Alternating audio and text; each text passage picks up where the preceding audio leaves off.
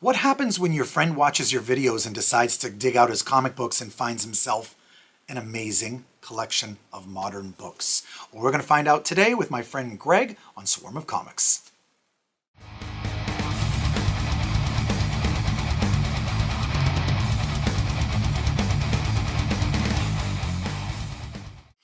Hello and welcome to Swarm of Comics. I'm Randy, your handsome and humble host. And no, you are not seeing double. This is my friend Greg. We just happen to have long hair with hats on. We both happen to be lead vocalists in metal bands. And we both happen to have comic books. Greg, welcome to Swarm of Comics. Good to see you, Randy. Thanks for having me on. Thank you for joining me. I've got a great story for you. We're going to talk about some awesome comic books here with Greg and a little bit about his collection that he's recently unearthed and what he is doing with that. Some of it makes me sad because I wish he would just sell it all to me. So, Greg Alonge, tell me about your bands. Let's start with your band that you have been in recently, your most recent one, just so they can get out there and get on the internet and find your metal.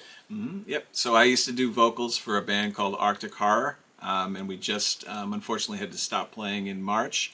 But we'll see. We may be starting up again. We'll see how things go. And they can just find you on like Bandcamp or Yep, we're on Spotify. Bandcamp and Spotify and YouTube, so you can see all of our music there. Now, our bands have played together a bunch of times, and I've gone to see them before, and we know each other through the music scene, which is wonderful, and I love that.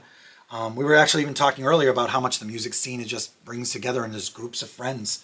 But I've never actually asked you, is Arctic Horror, the name of your band, is it inspired by the movie The Thing at all? To be honest, it just was really the combination of the two words, and all the guys liked the way that they sounded, and that's how it basically got started. But also, The Thing is we're all big fans of The Thing. Like, who's not a fan of The Thing? Come on. And I bring up the metal first and want to get out of the way because I feel like metal and comic books goes together a lot. And I feel like as I continue to meet people and know people and start talking about stuff, my guitar player, George, he was here, my metal guitar player, George, who did his comics, Vampires on Mars and things like that. Metalhead, comic books. I don't know why they've gone together for so long. So I wanted to bring that up to sort of segue into the comic book stuff. So that's the metal stuff. Go find Arctic Horror. You can even find his older band Mob Hit, which is kind of hardcore, you would call that. It was cool. And of course, always go look for my band Swarm of Eyes as well. So Greg and I met each other through the music scene. As I said, our bands have played together and we've gone to see each other play for over the years, and I love that. And I've grown close to Greg over the years. And as soon as we even had a comic book bond, I was like, we're just like destined to be brothers.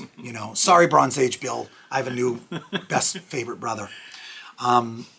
But I want to dive right into why you started back getting into and digging out your collection.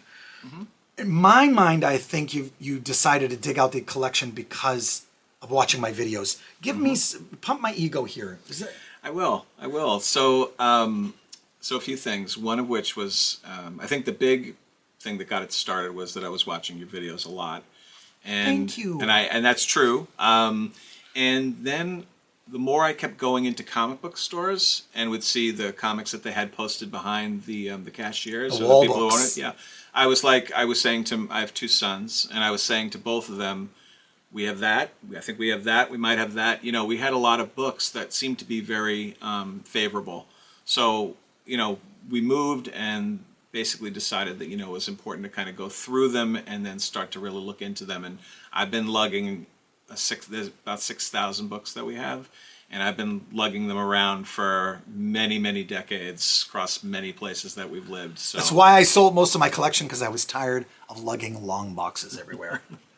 I sure wish I didn't, because I'm pretty sure there was an Ultimate Fallout #4 mint condition in there somewhere. I know. Again, no regrets. And you bring up your kids because I think you've sort of it's been a bonding thing. Not that you aren't super bonded with his kids. Greg and his kids are like best friends. But I think that one of your sons has been really bonding with you over this hobby. Yeah, so over the summer when he was home from college, my almost 20-year-old, we had decided that the boxes that we did have were very old and not doing well. So we decided years back to buy a bunch of new boxes. We Reboxing. finally got everything squared away. We reboxed everything, recategorized everything, and ended up making a bunch of discoveries that I think we were pretty excited about. Yeah. So we figured, okay, let's try to see if we can just get everything in order, so we can see if this is a collection. You guys, like your son, and you got him onto like a spreadsheet and everything like that. Oh, right? yeah. All Yeah. 6,000 books. Yeah, it felt good to have the younger generation come in, and he had a lot of different technological ideas of some things that we could do. So it worked out good, and Yep. he's excited about it now, Good. which is really terrific. So my oldest, I should say. Yeah. My youngest son's not so interested in this, but that's okay. Maybe he will be at some point. Yeah, well, your oldest is going to be disappointed when he finds out how much they're worth and Dad wants to sell them all. Right. And I do want to get into that. I'm going to jump around as I normally do here because we're a little chaotic and ADD here on Swarm of Comics. But I want to go back in time a bit because I want to ask you, you stopped collecting. Your books in your collection stopped at some point. Yep. When did you start collecting? When did you stop? And why did you stop? Okay, so let's see. So when I got started, so I grew up in New York, and we had a almost like a diner with like you used the term before, like the metal swivels that they'd have the spinner racks. The spinner racks, yep. And we had one like 2 blocks from my house when I was growing up, so I'd always check them out and stuff like that. But I never really bought them when I was younger. And then my best friend at the time, I never told you this, but my best friend at the time, his older brother had tons of books, like real golden age stuff and everything, and he wouldn't really let us look at them and stuff like that, which I understood. I wouldn't let you either. Exactly. So we didn't do that, but I ended up going down one day. I was saying to we were talking about this earlier today, that I bought my first comic book, which was X-Men 166. I remember it very, very well. I'll try and put a picture of that up between us somewhere in the editing process. If not, this is just going to look weird with me pointing my finger up. Well, I imagine. Go Google it if I forget to put the picture in later. So I guess this will probably date me here, but I ended up No, the gray beard dates you. Yes, I'm quite sure. And I ended up, I think it was probably about 12 when I bought my first book. And then G.I. Joe got huge. Oh, yeah. So then it was like a quick pivot into G.I. Joe. And then, we were then collecting a lot. In New York, we had at the time, I don't think I ever told you this, we had at the time this... You've been keeping a lot of things from me. Yes. We had this one store in Flushing, Queens called Mike's Comic Hut. It was a huge, huge store. And I would take my bike down Northern Boulevard, deep into Queens, and then go and buy a bag of books and then bring them home. And so that was always a big thing. And my younger brother used to do, he and I collected together. We were both really into it. And then when I stopped, pretty much I think I want to say it was probably like 1990. It was like college. Yeah, it was I feel like... a lot of people stopped at college, or now they've got a job and they've got to pay for an apartment. And I know that for me, when I stopped collecting for a while, I don't know if I've talked to you guys about this, but there was a period, it could have been 5 years, it could have been 9 years, I just didn't buy anything. The money wasn't there. I could barely, I was paying my car insurance bill when I got the pink letter. That's not a good sign when you get the pink letter. And when you get the tax bill from the city and they have an arrest warrant on it, you got to pay that bill, and there isn't room for comics. Yeah, and it could be college, because you went to college in Boston. Is that how you ended up here from New York? No, so I went to my first year of college. I went to the University of Illinois. Okay. So I was in the middle of nowhere, and the college town was there, of course, but they had a pretty good comic book store there, and I was collecting. And then I was realizing this was when Marvel was very, very intelligently coming up with like 10,000 different covers, so that bills going to go buy my stack of comics every single week started to really increase. And I reached a certain point where I was like, you know what, like, how many times can I see like this is the death of, like this is the death of Batman, but it's not the death of Batman because he's going to come back in an issue. And I was kind of like, So that's a good point. Do you feel that mentally, as you grew, you started to a little bit outgrow the sort of juvenile storylines? Like, yeah, Batman didn't really die. Yeah, Batman's going to beat the Joker again.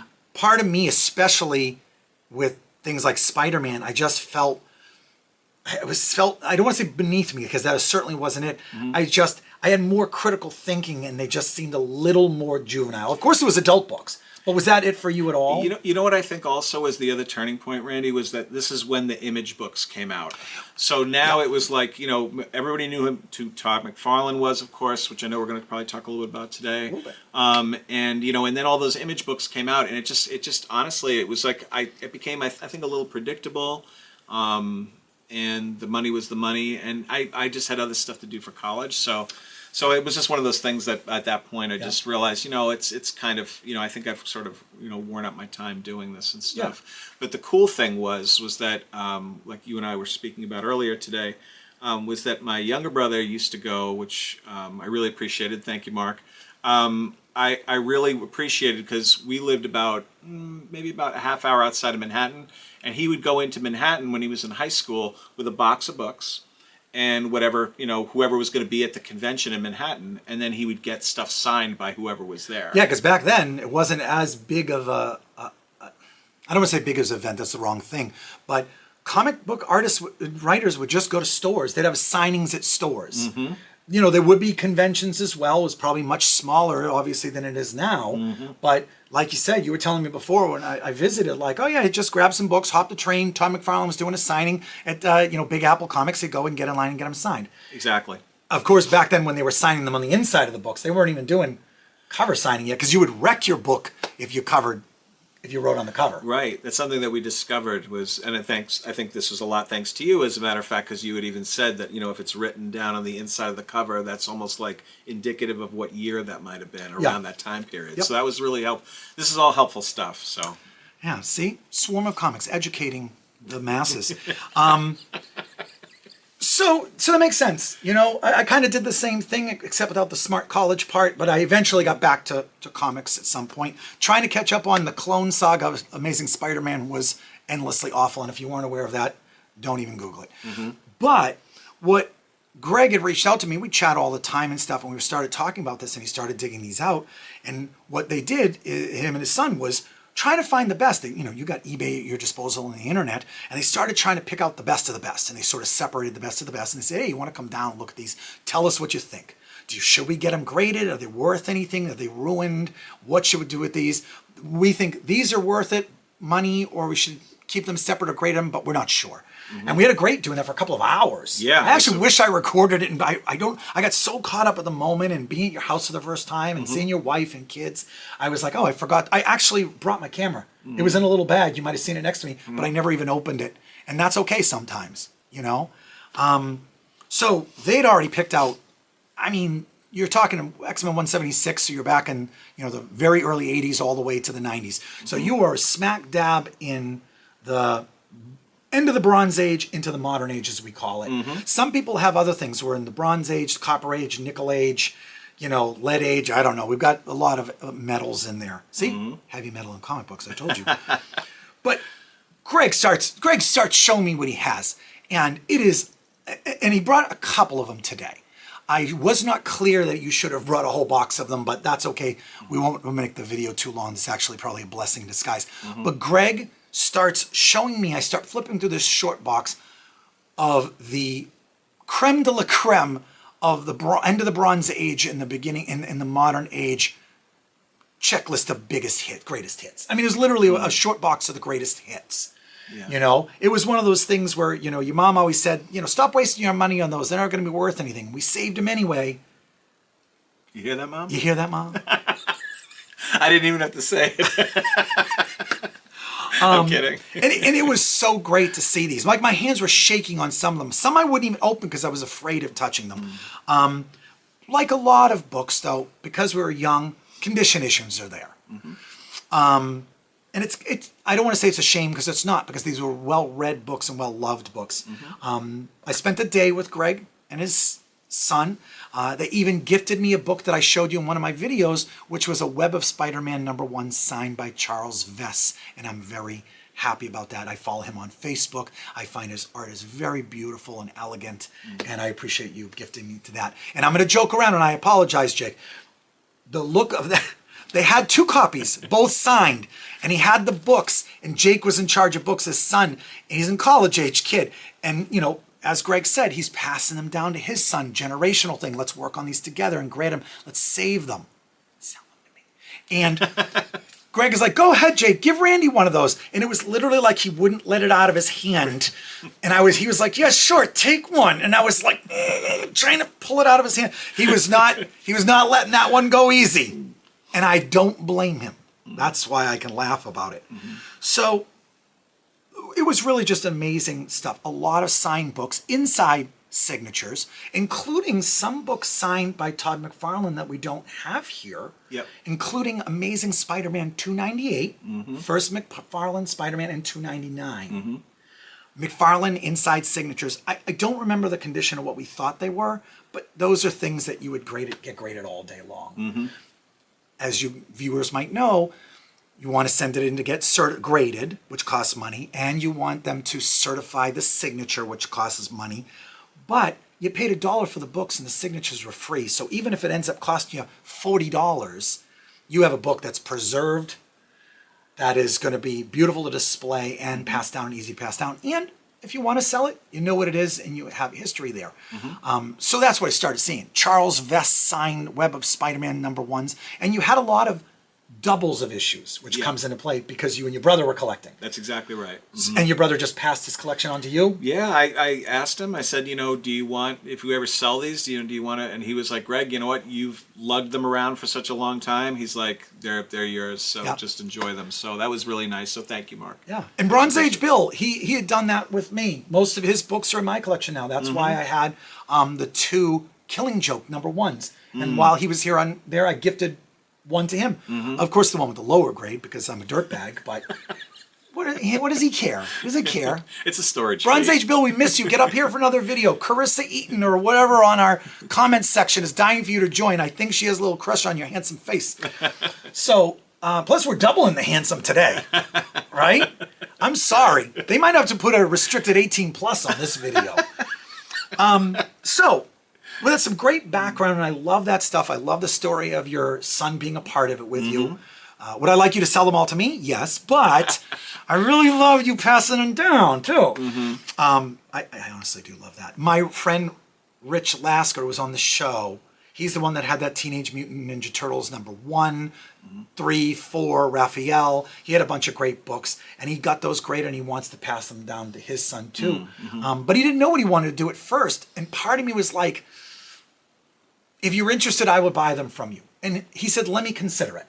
I told the story in the video. Go back and find that. It's a great thumbnail of Rich and I in a reproduction of Ninja Turtles #1. I worked very hard on that thumbnail. I would like more comments about how amazing my thumbnails are. And an award. Is it an award? I'm going to have my own award show. Mark my words. But I messaged Rich the next day. I saw him in a call at work. And I said, I don't want your books. Even if you want to give them to me, I don't want them. They were your books. You read them when you were a kid. You bought them new. And you want to keep them in your family. I don't even want them.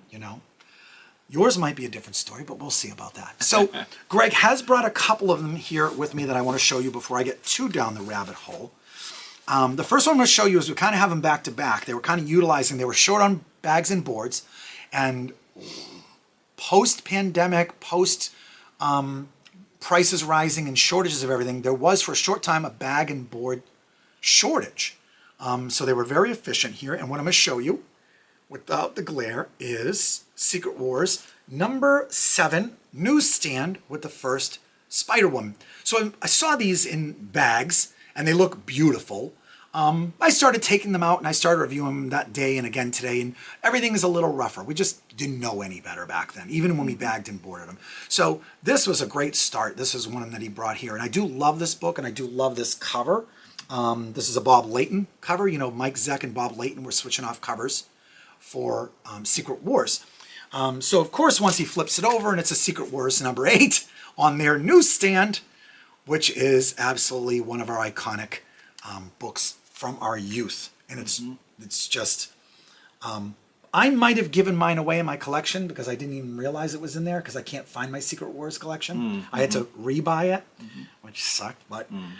Now, this has condition issues. It has some spine ticks. It has some pressable defects, but a couple of spine ticks.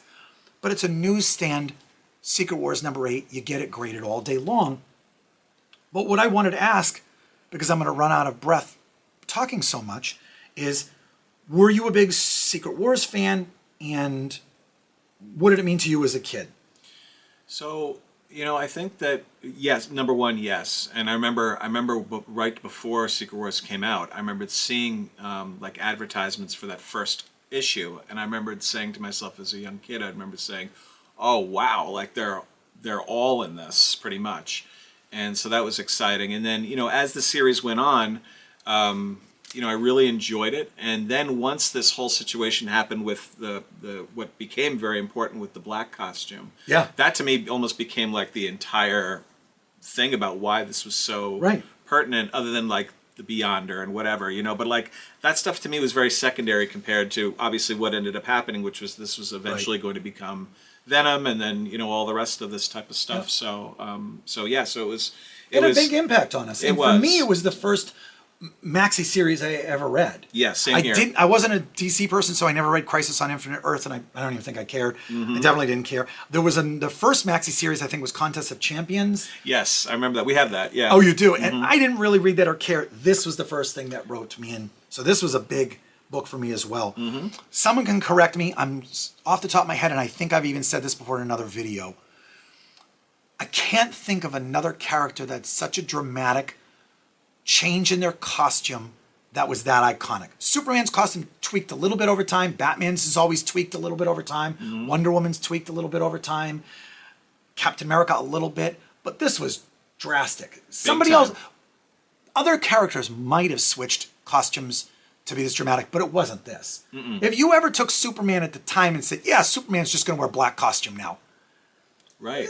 It was a big, and we're at the age like this is blowing our minds. So I definitely am going to try and get this submitted and graded for them. My guess is going to come in like an 8.5 with the press, and I think that's fair in a newsstand, which was nice. And we've talked about newsstand before.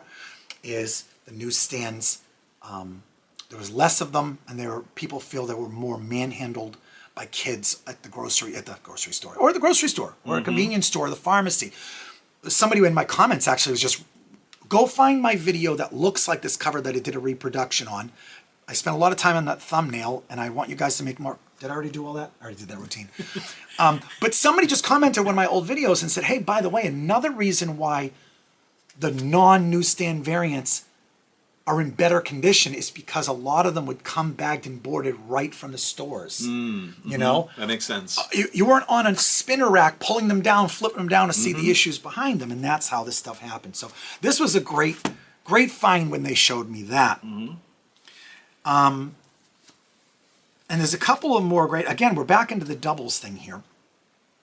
This was another great one, and I looked at both of these. I think they both have potential to be 9.8s. One is a 9.8 no matter what. The other one needs a press, and it could be a 9.4 or 9.6. But he busts out 2 New Mutants 98s, not signed. Neither of these were signed, unfortunately. Right? We checked that they weren't signed. I don't believe they were. Nah. Yeah.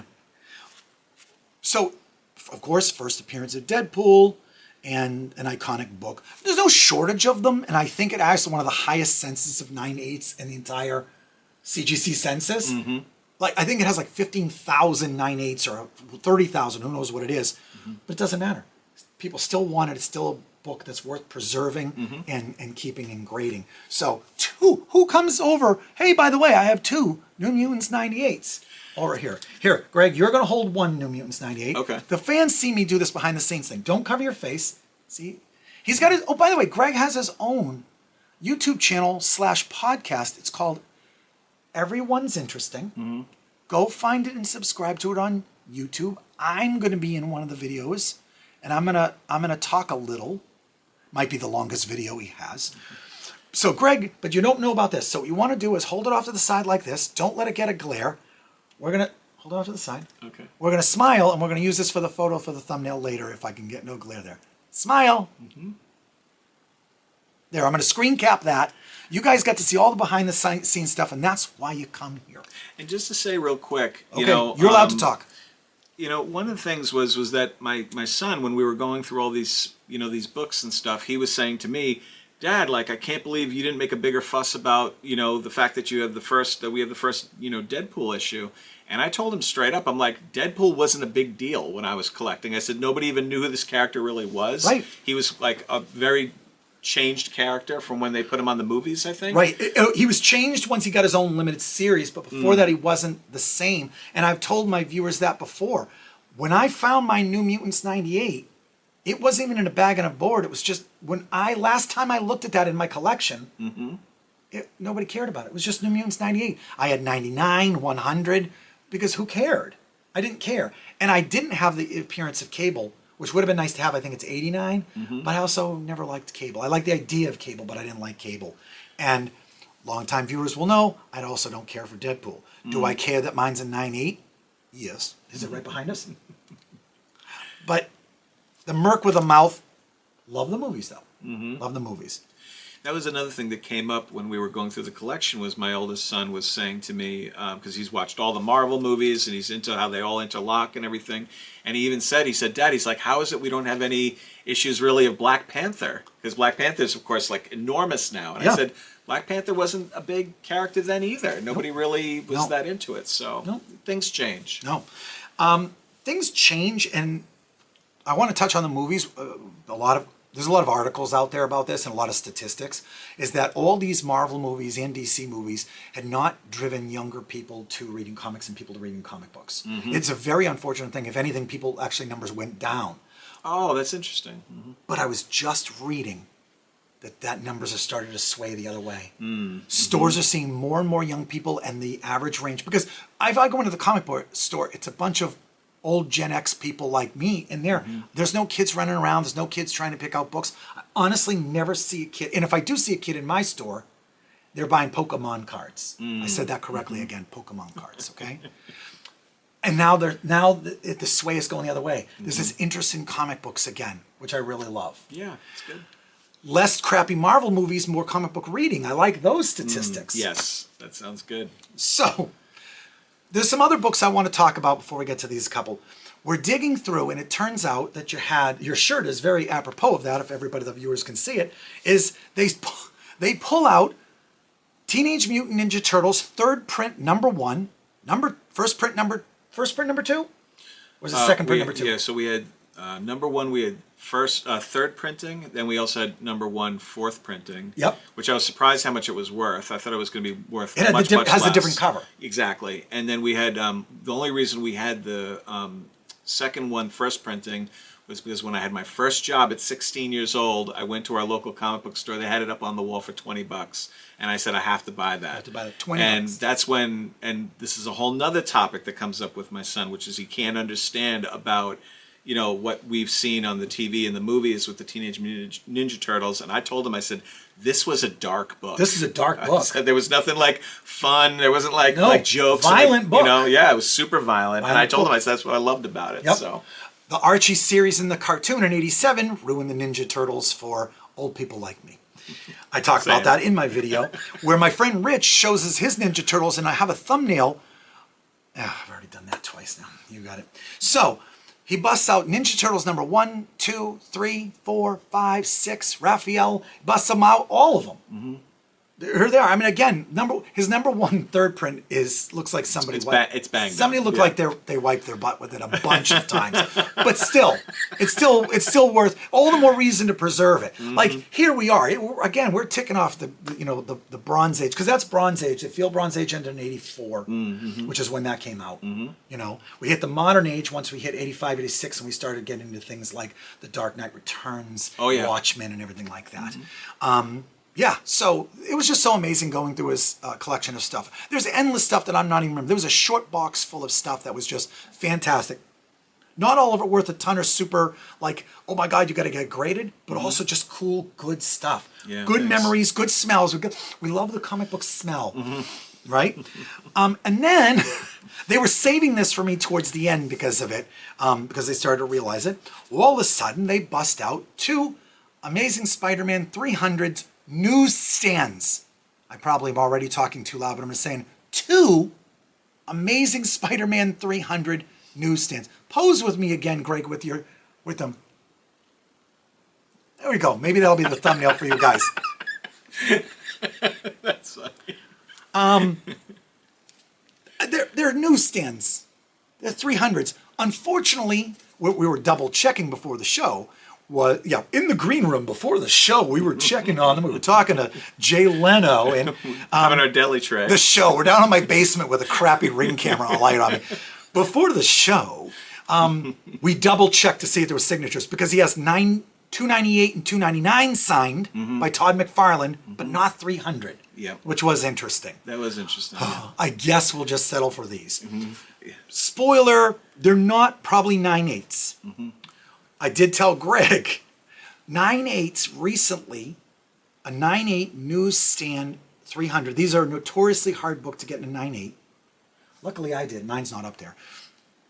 One went on Heritage Auctions for $8,100 for one. And I said, Greg, you got two of them here, kid. I would guess one's going to be a 9.4, one could be a 9.2. Still, you're in the $750, $650 range once you get them graded. He's in $1.50 each book. Plus, even if he did high value, what's that? It's not going to be that much for, $50 or something like that. You're still in the magic here. I'm so glad you're going to pass these down to your kids, not sell them to me. But this was just blew my mind that they were newsstands. And you knew they were newsstands, and that was a different. Did you know that from watching my videos, or did you not know that until I got there? Yeah. Yeah. So this was just. There's some pressable defects. These were clearly read, but not overly loved. They could have even been on the newsstand and got a little. They're the tiniest color breaking spine ticks. Nothing big. These should come in the 9s for newsstands, and that's just amazing. And I'll say this. People can't fix color breaking spine ticks, but there are people out there, if you wanted to spend $200 a book, they could probably get this into the 9.6 range for you. And that's one of the decisions you have to make when you're grading.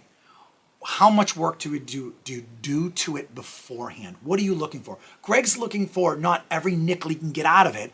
He wants them preserved. He wants them, in the cases, because believe me, I want to touch these with gloves. I don't even want to touch them.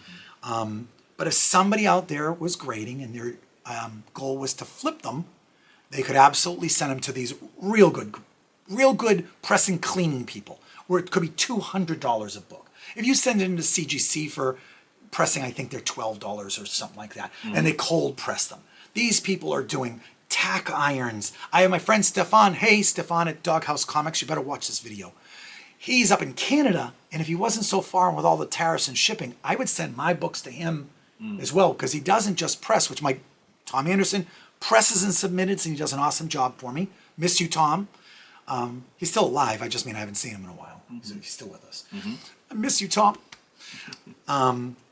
It depends on what your goal is. So far, my goal hasn't spent $200 on a book and send it off to Tennessee to get graded. To get cleaned and pressed and everything like that. They've got little erasers. They're getting every mark off, tack irons on them and stuff. That's some serious stuff. Comic Carl, who I've talked about on the show. Hey, Carl. He's sent some of his big boy books. He's a big collector. He is the high grade keys or something like that on Instagram, because his shit. Am I allowed to say S words? His stuff. Edit that later. But anyway, the goal is, what do you want to do with these? I say we give these a good press, have Tom press them, we send them and get them graded, and they are what they are. Okay, sounds good. You tell me what you want to do. You have your options. We talked about it.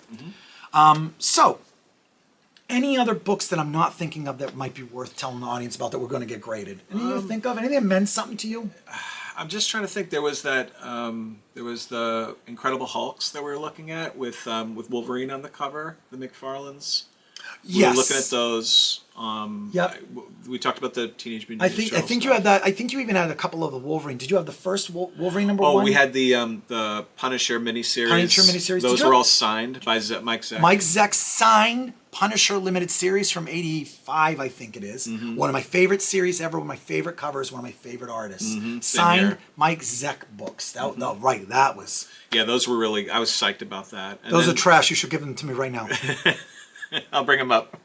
So outside of those, I'm trying to think. I can't think too many of them. They got some Wolverine stuff. Do you have like Wolverine number 8, Wolverine number 1 and stuff? I believe so, yeah. Some cool stuff. Yeah. Again, we don't have them all here and I don't remember them, but it's definitely, ticking the boxes of some huge grails or big boy books from that age. Yeah. And you've been enjoying getting back into the digging up your collection and stuff. Yeah, Organizing. I mean, I'm glad to be. I think as a dad, I think anytime you can share something with your children, I think you're really lucky. And this has been exciting to kind of go through all this, learn all this stuff that we've had to learn. But then also, my son's been able to, over this 3-month period we were doing all this work on it, he was asking me a lot of questions about what happened when McFarlane hit the scene, and I had to, tell him about the way that, he also came in with Detective Comics when he was doing the covers. He did for Detective Batman. Comics. Yep. Yeah, and those were People those forget were big. that. Those are those were big. Yep. So I mean, it was one of those things where it was just it feels good to talk about how things were when I was a kid. Well, I was his age, a little bit younger than him. You have a McFarlane Batman cover signed by McFarlane. I think so. I think he has one of those Yeah. Detective Comics. The McFarlane did some of those covers. That's right. And he has that signed. Not Batman 423. No, you had a 423. We had the second print of printing. 423. Yeah, and that was no, sealed. Sorry, you didn't. He does not. This was actually neat. He has one of those collector packs, and on the top book is second print of Batman 423. Yeah, and I was just given that. Yeah, you're given that. Somebody was like, "Oh, does anybody like this?" And I'm like, "Sure, I'll take it." I had no idea about how important it would be. And unfortunately, sometimes when those packs, corners get bent because of the way they pack them, and they're put into racks and shelves and stuff like that. But I thought yours was in pretty good shape. Mm-hmm. The question was, and I didn't even have an answer, is do you take it out or do you leave it in? What do you want to do with it? If you want to just get it graded to have it displayed and stored, you take it out. If you think maybe you could sell it and people would want it still in the pack, you keep it in there. It depends on, again, I keep repeating it, but what do you want to do? And I don't think you know yet. No, not yet. But yeah. but I think I was even surprised at what the second print of the 423 comes in at in a high grade. Yeah, grade. I was surprised by that Considering you too. literally had it for free. Right. Where were people giving me comic books? Nobody was handing me comic books. It helps to work in human services, I guess. Yeah. So it's such a great collection, and I appreciate you bringing me in to look at it, bringing me these here, trusting me, and just sharing this with your son. It made me feel really cool. Yeah, thanks for all your help. No, I'm happy to help. A lot of people start to watch my videos that I know, and they're like, oh yeah, my friend Rick, he's in a band called Gray Skies Fallen. Hey Rick, he's got a channel that talks about G-Shock watches. Go find that. I don't know what it's called. Maybe I'll put the address up here down in the links. You know where the links are, baby. And but even he has come to me, hey, I dug out some books. What are these worth getting graded? And he wants to send some to me. Mm-hmm. He lives in New York, right in Brooklyn. Mm-hmm. And he might get some of his press and submit it as well. So it's been such a great community thing. I've had a good time chatting with you about it. We always have a good time talking. Yeah. Anyway, now we can not only talk about metal and hang out and talk about stuff, comic books too. Right. One last question before you go. Mm-hmm. Did you have any interest in starting to read comic books again? So what had happened was when we were taking a look at all the books, I ended up reading the whole Secret Wars series for the first time in probably, honestly, it must have been like 30 years. And it was good just to read again, just to sort of just bring the story back to me because I'd been such a long time. But my son, who I've been bringing up so much in this session today, is that he'd given me the new Secret Wars book, which I haven't read yet, but I've been dying to read it. I have it sitting there. And then he was also telling me about some of the new Teenage Mutant Ninja Turtle stories, like Ronin. Last Ronin? Yeah, he said that was really good. So I haven't read that either. But I've been slowly wanting to get back into just those parts. I just know that, it's like any, I think, habitual addiction. Once you get started, sometimes it's hard to stop. So anyways, but it's great that they've got everything in graphic novels now too. So much easier. Yeah, so it's just a lot easier. I buy some of my series. I just wait for the graphic novels to come out. That makes sense. I do. It's not. Yeah, for the most part, I wait for graphic novels to come out. But I mean, I have tons of comic books. If there's, I might dig some stuff up and let you try it. See if there's any series I think you might like. Okay. Awesome. I'm Thanks. gonna. The episode probably come out, but what I'm going to try and do is start doing reviews of series that I read and books that I read and let you guys know what I think about them. And I think by the time this comes out, one of those, the first episode of that, Randy's Rundown, I think that's the name I've gone with. Oh, right. Randy's Rundown. I like that. I'm going to hopefully keep it short, tell you what I'm reading, show the books. I've got to be faster than him because by the time I'd show them to you, they might be sold out or already old by the time I get the videos out. So I'm trying though. So maybe I'll share some stuff with you. Okay. But it's been awesome having you on, Greg. Any last words for your viewers? Nope. Just No. thanks for the opportunity, and please check out my podcast. Everyone's interesting when you get a chance. Thanks so much. And I will be hopefully including links to that right down below, especially the one that I'm going to be on. Yeah, So very soon. Greg, it was great to have you. Mario, it's always good to have you here, my friend. Thank you guys for joining me. Make sure you like, comment, subscribe. I hope you guys enjoyed this video. Thank you to Greg for co-hosting. I still haven't come up with my catchphrase to, all right, everybody go home. Or I don't have anything good, so I just say, I'm Randy, and this is Swarm of Comics.